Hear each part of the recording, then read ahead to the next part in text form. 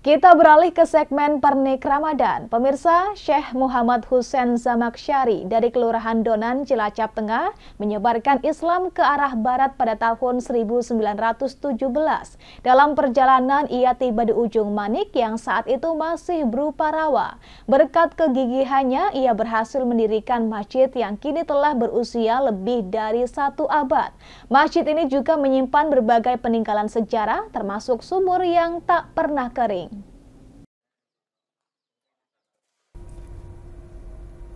Semula lokasi masjid di ujung Manik ini masih berupa rawa-rawa, namun karena giginya Syekh Hussein untuk mendirikan masjid, akhirnya Syekh Hussein bermujahadah kepada Allah Subhanahu wa Ta'ala, dan tidak lama kemudian datang banjir bandang membawa lumpur, sehingga yang semula rawa kini telah menjadi daratan. Sedangkan untuk tiang saka masjid, Syekh mencari kayu besar di hutan Kubang Kangkung. Karena besarnya pohon dan sulitnya medan untuk membawa kayu tersebut, Syekh Hussein sekali lagi bermujahadah dan terjadilah banjir bandang. Banjir kedua yang membawa kayu tersebut ke lokasi pembangunan masjid saat ini.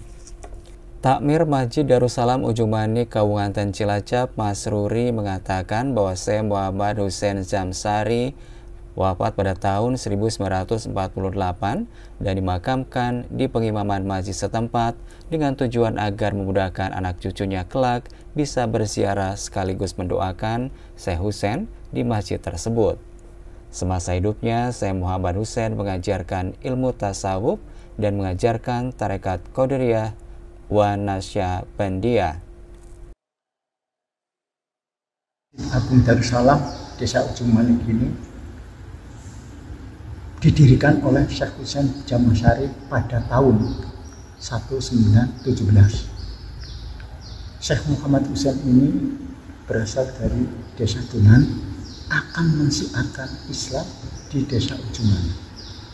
Tapi karena Desa Ujung Manik dalam keadaan masih rawa, sehingga Syekh Muhammad Hussein itu mohon kepada Allah untuk mohon kepada Allah agar rawa-rawa tersebut bisa didirikan masjid, sehingga Muhammad Hussein itu mendatangkan banjir bandang.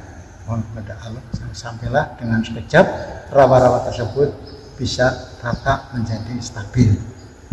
Setelah itu Syekh Muhammad Hussein itu mencari bahan kerangka masjid terdiri dari saka guru.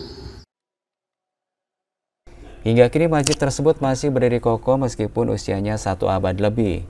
Selain itu, di komplek masjid tersebut terdapat sumur sedalam 4 meter yang tidak pernah kering meskipun musim kemarau, mimbar, beduk dan ketongan, serta arloji yang seusia masjid tersebut. Dari Cilacap, Rambiana Baymas TV melaporkan.